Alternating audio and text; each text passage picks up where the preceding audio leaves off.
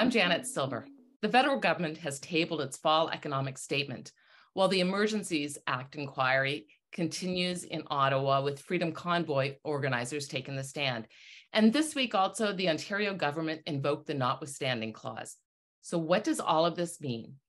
Joining me now to break this all down are two experienced political operatives, Jon Dugal and Jake Enwright. And Jake, I'm going to start with you, and I'm going to start with the fall economic statement. When the government tabled its budget last April, the deficit was at $52.8 billion, and they predicted that inflation would go from 5.7% to 3.9%. How has the numbers changed in the last 7 months, and what has that meant for the fall economic statement, and particularly in terms of government spending? There's a smaller deficit as a result of inflation causing tax revenues to increase as well as oil revenues to increase, and that's going to allow the government to move into surplus by 2027, 2028. It further allowed the government to spend on its priorities initiatives, specifically around supporting students and workers. That's resulted in a backlash, not only from Conservatives, but from their coalition partners in the NDP, who believe that any benefit of inflation or higher oil revenues should be used to get the country's finances under control. Instead, the Liberals have decided to spend that money. The Liberals are far less concerned with how inflation is impacting day-to-day life of Canadians than they are about interest rate hikes. And clearly, they would prefer interest rates to stabilize more than they would prefer inflation to stabilize. The problem is the two work against each other. Mm. So Jon, Jake mentioned a little bit in terms of spending that was in the fall economic statement. I'm wondering though, if we could kind of delve into this a little bit more. Are there specific sectors that would have benefit more, given inflation and what little was announced yesterday? Yeah, I think that's bang on in terms of, sometimes we tend to look at these things as mini budgets more often than not, where there is a bit more spending. There really wasn't much in terms of net new spending in this one. I think it's hovering around $6.5 billion. So in terms of past economic statements, doesn't seem like that much.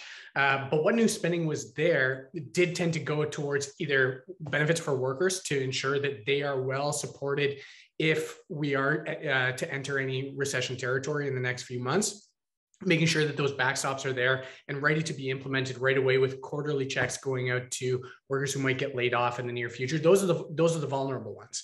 But when it comes to sectors as well, you're really going to look at this and think that they are responding directly to the Inflation Reduction Act down in the States, because everything really tended to be much more targeted to the environment and to the energy sector, whether it is through moving forward with the growth fund, which was funded in budget 2022 to the tune of about $15 billion. That we should expect to get launched by the end of the year per the fall economic statement. Tax incentives for clean tech and clean energy production, whether it's on the electricity side, whether it's on the downstream side with respect to charging stations for electric vehicles. That's really kind of where those are going to be targeted and really how they're going to grow that side.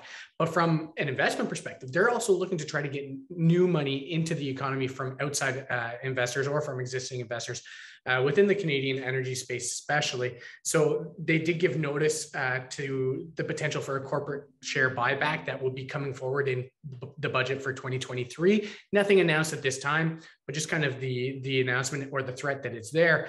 And then also the tax incentives and the kind of that backing for investors, institutional investors especially, to start making those investments into carbon capture technologies, things that are going to reduce the carbon emission on the life cycle of the oil and gas sector. Those are really kind of the targets for now. And the tax on buybacks is the poison pill, right, for the Conservative Party of Canada. I suspect, and I'm no expert in this, but I suspect a 2% tax on buybacks will be something that financial planners for large corporations are easily able to skirt around. The real problem is actually for the opposition, who now need to vote against a fall economic statement that includes a tax hike on wealthy corporations, which I'm sure is a line you'll see Justin Trudeau use against Pierre Poilievre moving forward. Mm-hmm. Break that down a little bit more, though. Who exactly is targeted on those buybacks, and why would I can understand the Conservatives, but where does the NDP and the Bloc Québécois come down on those buybacks if that goes ahead?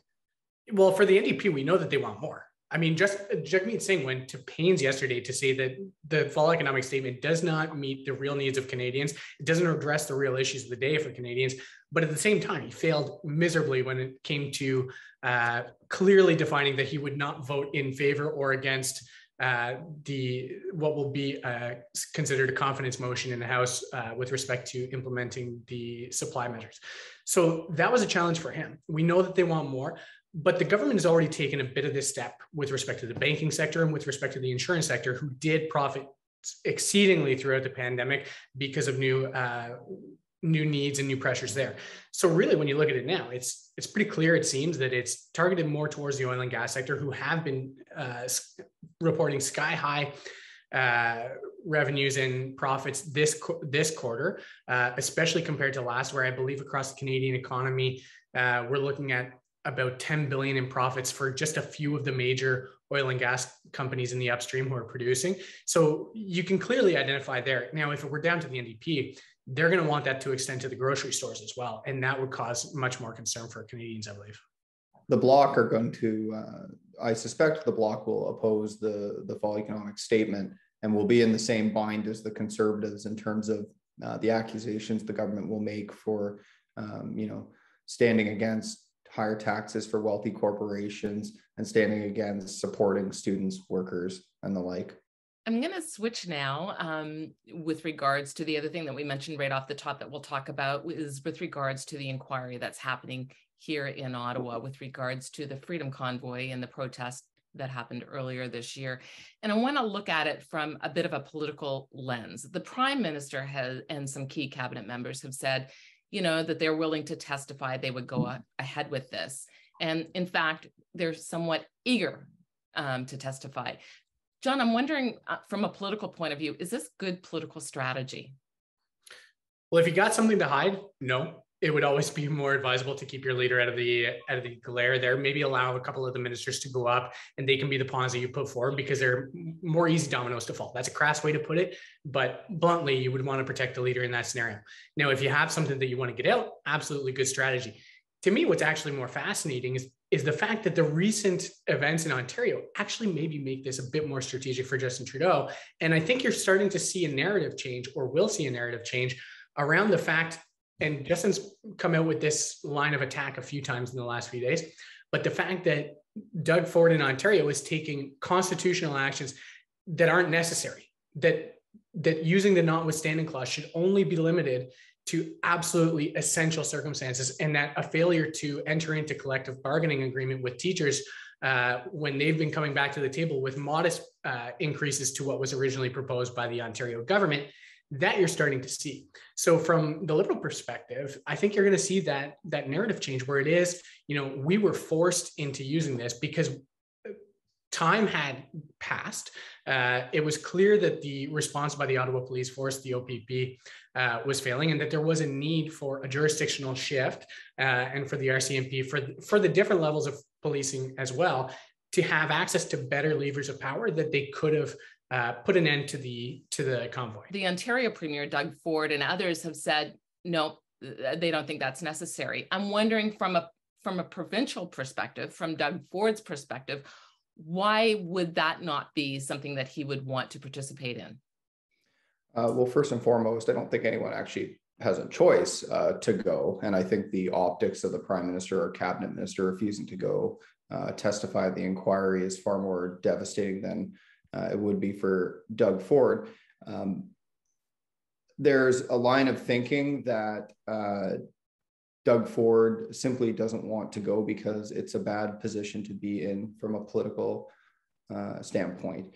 Anytime your politician is on the stand, quote unquote, whether that's committee, discovery in a court of law, an inquiry, it's not a good place to be. As a former issues manager, it's a situation that you do not have control of anymore, and you are relying on an outcome that you can't necessarily dictate. And there are too many different variables that could alter the perception the public and the media get from the Prime Minister or Doug Ford in that situation. Going back to the first point that John made about the inquiry and the need for the Emergencies Act, I think there's an interesting commonality that's starting to be seen here, whether it was lockdowns, Emergencies Act, or the notwithstanding clause with CUPE. And it's that the public overwhelmingly seems to support politicians taking away people's rights if it's a group that they do not agree with. I think that's a very odious and dangerous path that we seem to be going down as a country. Just going back to the notwithstanding clause, why did earlier this week the Ontario government decide to invoke the notwithstanding clause? Public opinion. The vast majority of Ontario parents disagree with the government's heavy-handed approach, but agree that their kids need to be in school at all costs following the pandemic. And as I just mentioned, I think that's the commonality between this issue, the Emergencies Act being invoked, and lockdowns, generally speaking. The public overwhelmingly supported all those three things. And it's a really tough place to be in when suddenly you're the one who's affected by those heavy-handed and potentially illegal activities by government. As I said, I think it's a really dangerous place that we're going. I think the government in Ontario would have been more well served to find a way to ensure the schools remained open rather than forcing CUPE workers back into the schools, because that's the problem we have now, is that schools are deciding to close. Teachers are striking in concert with CUPE members. And at the end of the day, even though I believe that the public is overwhelmingly on Doug Ford and his government's side, if the schools start to close and the kids don't go to school and they remain in virtual learning, I don't think parents will lay the blame at CUPE because they don't vote for CUPE. They're going to lay the blame at the person they vote for and the person who's ultimately responsible and on the ballot at the end of the day. John, I know the Prime Minister has come out and spoken against the use of this notwithstanding clause in this case. Yet there have been arguments made that when, for example, the Quebec government invokes it, the federal government is quiet. I'm wondering, is there not a bit of a preferential treatment or political biases being used on this front? Absolutely. I think the Prime Minister even almost would have admitted so the other day whenever he did come out with a short answer to a media line where he was asked, kind of in that framing of, what are your opinions on the use of the notwithstanding clause or the notwithstanding clause in general? And he had a line very similar to his father's, which is that he doesn't like it, but it was a poison pill that the federal government would have had to swallow at the time to be able to repatriate the Constitution and to bring in the Charter of Rights and Freedom. So it was a necessity for the federal government to accept that push by the provinces. Whether or not it's going to accept it in this case, actually, it seems to be up in the air, because Justice Minister David Lametti also came out the other day, seemingly with an axe that he was going to take to this, and did note that he is considering federal legislative measures that would actually void the provincial legislation that did come forward and actually implemented the use of the notwithstanding clause in this case. But it is interesting, because going back to what the Prime Minister did say the other day, and in the longer response that he did give, he made note that he doesn't want to feel like he's being put into a box of being anti-Quebec. And that level of sentiment, because of the past and the nationalist kind of sentiment, if you want to call it that, within Quebec, and the distinct culture or the designation that Quebec has kind of defined over time, does color that a little bit differently. But interestingly, again, as the Prime Minister did say the other day, and it seems to be something that he's going to continue to assert, especially maybe with respect to his own appearance at the convoy hearings, is that use of such constitutional measures should be an absolute last resort. And that seems to be something that maybe they've picked up on, that they can define and differentiate between the use of the Emergencies Act with respect to the convoy and the use of the notwithstanding clause in respect to getting teachers back to work. And actually, that makes the tactical and maybe the strategic use of the notwithstanding clause a bit more interesting in Ontario, because it seems like they could have used the hammer of back to work legislation, or the threat of back to work legislation, whether it was just put on the table and waited to be debated until maybe next week after the Friday deadline had come and passed, to force teachers back to work right away without the use of the notwithstanding clause. It seems like that may have been on the table. And in that sense, it may have deflected some of the outpouring and the outcry against the activity, because it would have been a bit more measured or a bit more responsive, perhaps.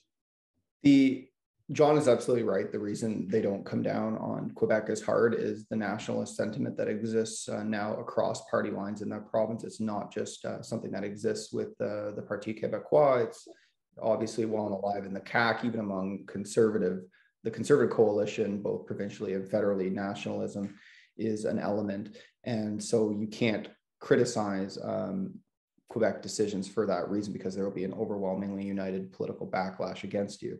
The other thing here that I think is interesting and I wonder about is, Justin Trudeau is a former teacher and what that causes him to think. One of the most dangerous places you can be in as a political staffer and as a politician, I believe, is when you are ideological about something and speaking about something that is personal to you. And so I think this is personal to the Prime Minister. We'll all recall that one of his first acts in office was to give teachers basically a kickback for apparently the stuff that they buy for their students that they don't expense the schools, a tax credit.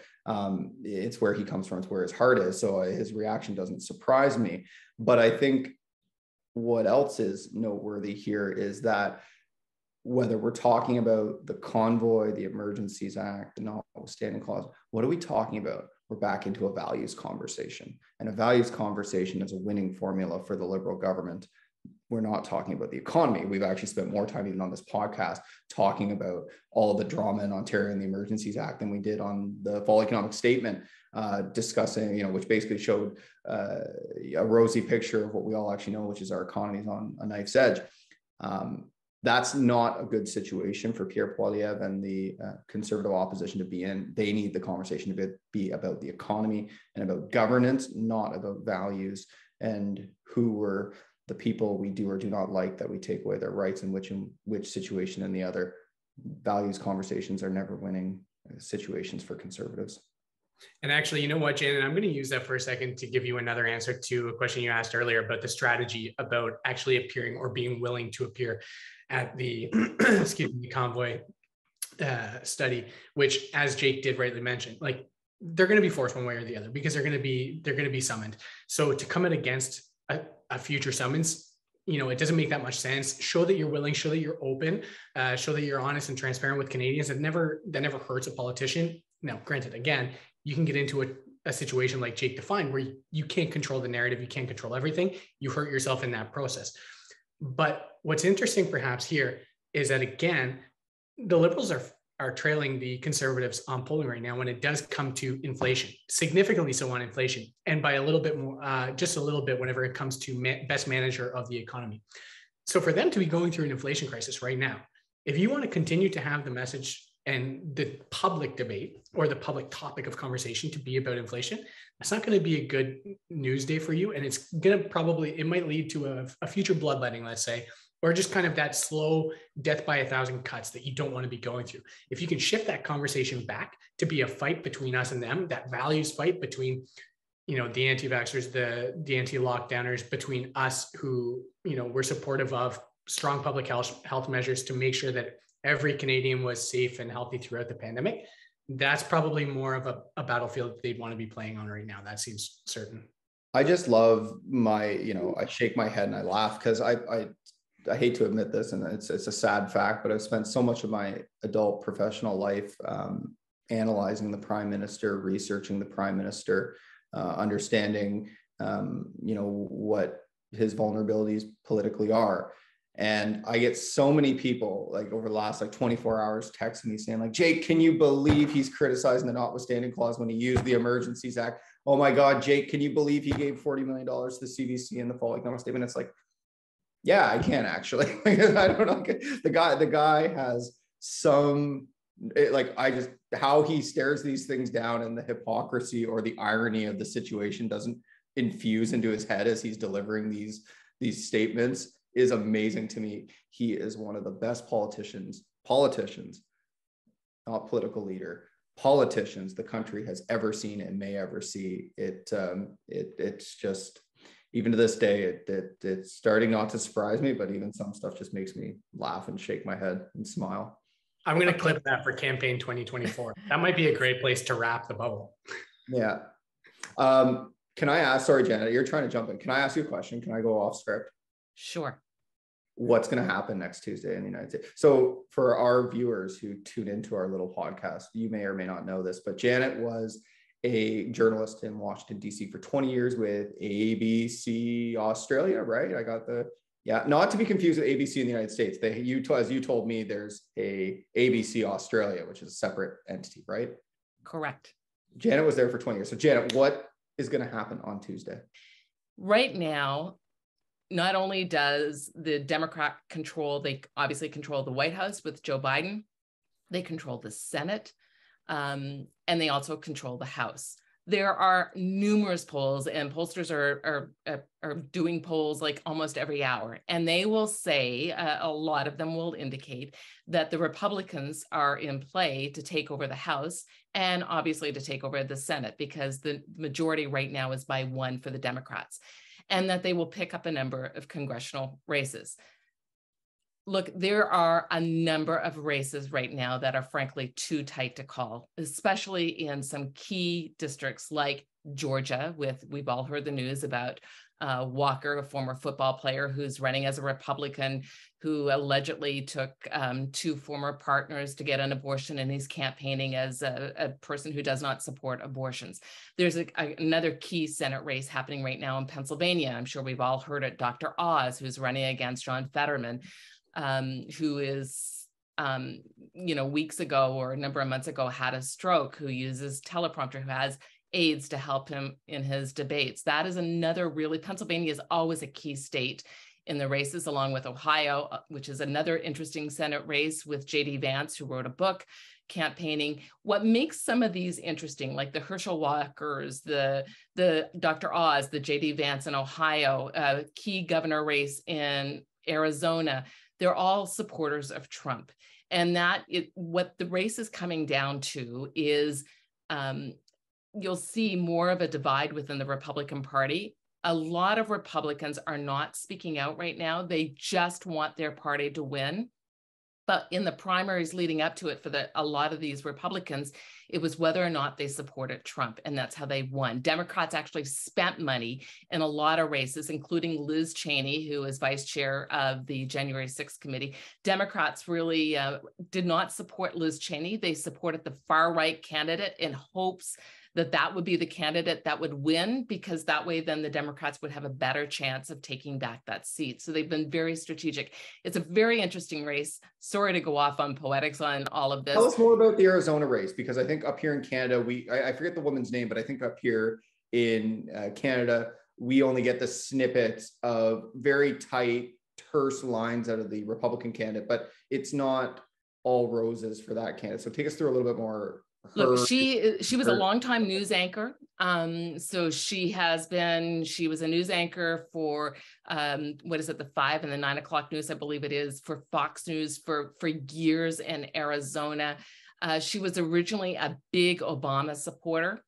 Okay. She's come out. She is now a Trump supporter. What makes her interesting? She is one of the ones that says the election was stolen. A lot of the Trump supporters, Dr. Oz is another, that are saying this race was stolen. Sorry, the election for Trump was stolen. Biden did not win. So Lake is one of those that is espousing that. And she is on the campaign trail. A few days ago, she had Steve Bannon on the campaign trail with her, really going after voters, saying, that we have to have our freedom, our rights are being stolen, the elections are being stolen. So it is a narrative that you see in some of those races, the governorship for Arizona being one, where they are touting Trumpism, they are touting a false narrative. And if that wins, sometimes what happens in the United States, watch 6 months later what happens in Canada. It is a chill, which is why Biden earlier this week came out and did a whole speech about democracy and democracy under threat, which a lot of people are wondering if we're allowing false narratives into election campaigns and talking about stolen elections. It does raise a lot of questions about how far down that rabbit hole we're all willing to go. Anyway, all that to say, on Tuesday, it's anyone's guess at this point how it's all going to shape up. So I have one more question for you, but I want to give you my hot take, which is you heard what I said in the Canadian context, what happens when I think we get into conversations about values versus the economy. And I actually think Elon Musk's takeover of Twitter earlier this week, while seemingly a benefit to Republicans who want the platform to be more open and more about free speech, I think it was actually a disservice to Republicans because it distracted away from the message, which went back to a values conversation around free speech. Yes, it's a values conversation that they own. But again, if I'm a Republican strategist, I don't want to be talking about anything values related, whether it's abortion, free speech, I want to be talking about the economy every single day. And I think the Twitter takeover distracted from that message at a critical time. Well, at the end of the day, those conversations, as a journalist, I would argue are all valid, as long as they're based on facts. And at the end of the day, facts do matter, because when we're all willing to engage in misinformation, it's democracy that's at stake at the end of the day. So Jon, hop in here, but I have one more question I want to pepper Janet with. And you got it, Janet. I know you always give a very non-biased answer, which I love and respect, but you got to give me a straight, narrow answer to this. How much better is it to cover American elections as a journalist than Canadian elections? Look, there's always so many issues. There's so many different players at stake. Oh, come on. You can tell us it's way cooler. Our elections are over in like 15 minutes. Definitely more exciting. The mayoral election in Ottawa was literally over in 15 minutes the other night. Yeah. Well, it's whatever you're more passionate about, I guess, at the end of the day. I think they're cooler because they last longer into the night. Well, we'll see how long Tuesday night goes. That's all the time we have for today. Thank you to my colleagues, Jon Dugal and Jake Enwright. I'm Janet Silver. Till next time.